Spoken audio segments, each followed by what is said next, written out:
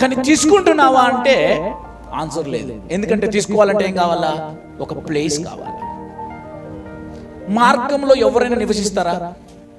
కాబట్టి అక్కడ ఏం లేదు, ప్లేస్ లేదు.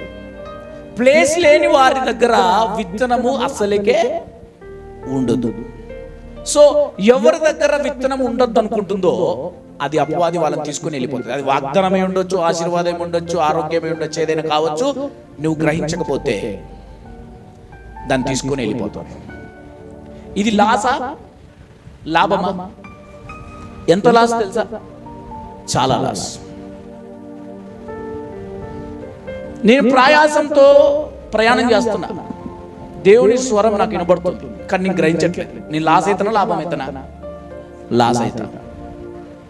నేను ఒక అమూల్యమైన విషయం గురించి వెతుకుతూ పోతున్నా, దేవుడు నాతో మాట్లాడుతున్నాడు, కానీ నాకు అర్థం కాలేదు. లాసా లాభమా?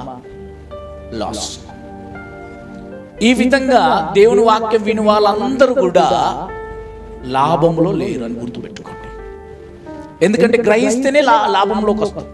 అది కూడా గ్రహించాక ఇంకేం చేయాలో ఇక్కడ రాస్తా ఉన్నాను. నేను వింటున్నాను, నేనేం చేస్తున్నాను?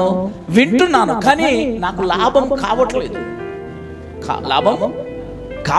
వింటున్నాను కానీ లాభం కావట్లేదు. ఎందు గురించి అంటే నేను దాన్ని విన్న తర్వాత ఎక్కడైనా దాన్ని పెట్టాలంటే ఏం కావాలి? నాకు స్థలం కావాలి. దేవుని వాక్యాన్ని ఎక్కడ పెట్టాలి? నేను దేవుని వాక్యాన్ని దేంతో పోలుస్తున్నాడు? ఒక విత్తనంతో పోలుస్తున్నాడు. ఈ విత్తనాన్ని ఎక్కడ పెట్టాలి? నేను ప్లేస్ లేకపోతే పెట్టగలనా? పెట్టలేను. కాబట్టి నేను లాస్లో ఉన్నాను. ఇగో వింటున్న వాళ్ళందరూ జాగ్రత్తగా గమనించాల్సిన విషయం ఏంటంటే, నేను దేవుని వాక్యం విన్నాను అనేది నువ్వు మోసం చేసుకోకు. విన్న తర్వాత దాన్ని ఎక్కడ పెట్టావు అది చాలా ప్రాబ్లం.